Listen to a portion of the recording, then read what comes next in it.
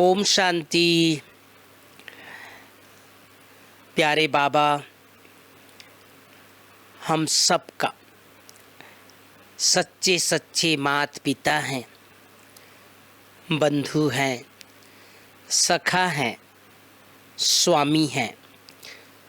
भक्ति मार्ग में हम सब कहते आए त्वमेव मातस्य पिता त्वमेव, लेकिन सचमुच उसकी अनुभूति तो नहीं कर पाए। लेकिन जब बाबा अपना बच्चा बनाता है तो हम सबको अनेक बार ये अनुभव कराता है कि बाबा ही हमारे सच्चे सच्चे माता पिता हैं, बंधु हैं, सखा हैं, स्वामी हैं, शिक्षक हैं, सतगुरु हैं। और सबसे बड़ी बात, बाबा पूरे संगम युग में हम सबका साथी बनता है। इस फीलिंग को हमेशा बढ़ाना है, भगवान मेरा साथी है। बाबा का एक सुंदर महावाक्य आता है, जिसका साथी है भगवान, उसको क्या रोके आंधी और तूफान। सचमुच भाई बहनों, जिन आत्माओं ने संगम युग पर भगवान को अपना सच्चा साथी बना लिया, वो कभी अपने आप को अकेला महसूस नहीं किया। वो उसको हमेशा ये फील होता रहा कि मेरे अंग संग स्वयं भगवान हैं। भाग्य विधाता भगवान मेरा हो गया। कई बार बाबा कहते हैं, बच्चे इस फीलिंग को बढ़ाओ, भगवान मेरा है, भगवान मेरा है, मैं बाबा का हूँ, बाबा मेरा है। एक बार की बात है, एक बहुत बड़ा महात्मा अपने शिष्य के साथ सफ़र कर रहा था। एक जगह से दूसरे स्थान पर जा रहा था। बीच में घनघोर जंगल आ गया।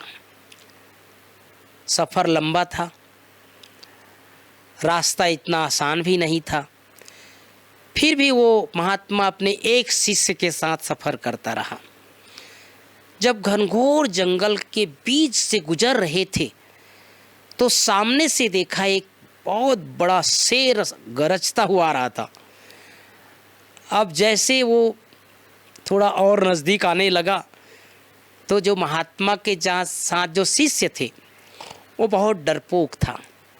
उसने सोचा कि ये तो मरेगा और लेकिन मुझे भी मारेगा। ये तो कुछ ना भागने का प्रयास कर रहा है, ना मुझे कुछ इशारा कर रहा है। और जैसे वो नज़दीक शेर आ गया तो देखा एक बहुत बड़ा झाड़ है। शिष्य दौड़ करके उस झाड़ में चढ़ गया और ऊपर जा करके देखने लगा, अब तो शेर आएगा और इस महात्मा जी को आज इसका पूरा काम पूरा कर देगा। लेकिन जैसे वो शेर नज़दीक आया, महात्मा जी अंतर ध्यान होकर के बैठ गए, भगवान का स्मरण करने लग गए। जैसे ही भगवान के स्मरण में वो अंतर ध्यान होकर के पालथी मार करके आंखें बंद करके बैठ गया, शेर नज़दीक आ गया। जैसे ही शेर नज़दीक आया, वो शिष्य ऊपर से बहुत डरता हुआ देख रहा था। लेकिन शेर आया, चारों तरफ चक्कर लगाया, कुछ नहीं किया। बाबा कई बार मुरलियों में बताते हैं कि पुराने समय पर, पुराने कालों में महात्माओं के अंदर इतनी आध्यात्मिक पावर होती थी कि जंतु जानवर भी उसका कुछ बिगाड़ नहीं पाते थे।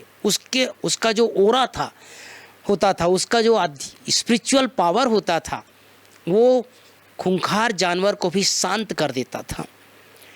ठीक इसी प्रकार से जैसे वो नज़दीक आया और चारों तरफ चक्कर लगाया, वो जो शेर जो है वो बिना कुछ किए अपने आगे की ओर निकल गया, जंगल में चला गया।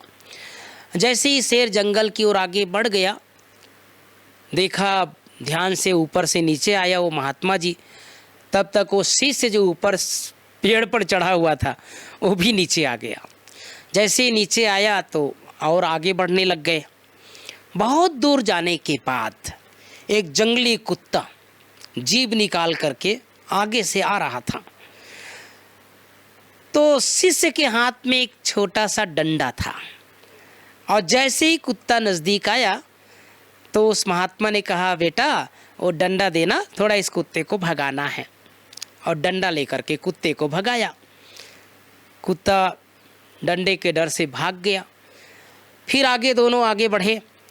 थोड़ी दूर जाने के बाद शिष्य ने कहा कि महात्मन, मेरे मन में एक प्रश्न उठ रहा है। बोलो बोलो, क्या प्रश्न उठ रहा है? कहा कि जब शेर से नज़दीक आया तब आपने ना भागने का प्रयास किया, न उसे भगाने का यत्न किया, लेकिन जब एक कुत्ता आया तब आपने मेरे से डंडा लेकर के इसको भगाने का प्रयास किया। ऐसा क्यों? भाई बहनों, वो महात्मा बहुत सुंदर जवाब देता है। वो कहता है कि देखो बेटा, जब शेर आया तो मेरे साथ भगवान था, मैं भगवान के साथ था, भगवान मेरे साथ था, लेकिन जब कुत्ता आया तो तुम थे।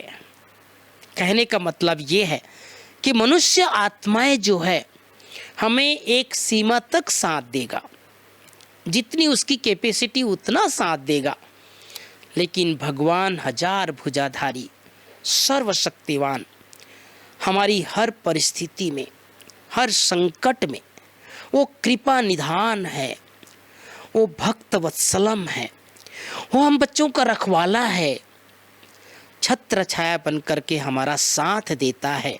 बस जीवन में भगवान को साथी बना करके देखो। बाबा ने कहा है, बच्चे अगर एक कदम भी तुम आगे बढ़ाते हो हिम्मत का, तो भगवान हजार कदम आगे बढ़ कर के साथ देता है। तो अपने जीवन में, इस आध्यात्मिक जीवन की यात्रा में हमेशा भगवान मेरा साथी है, भगवान मेरा साथी है, भगवान मेरा साथी है, इस फीलिंग को बढ़ाते चलें। ओम शांति।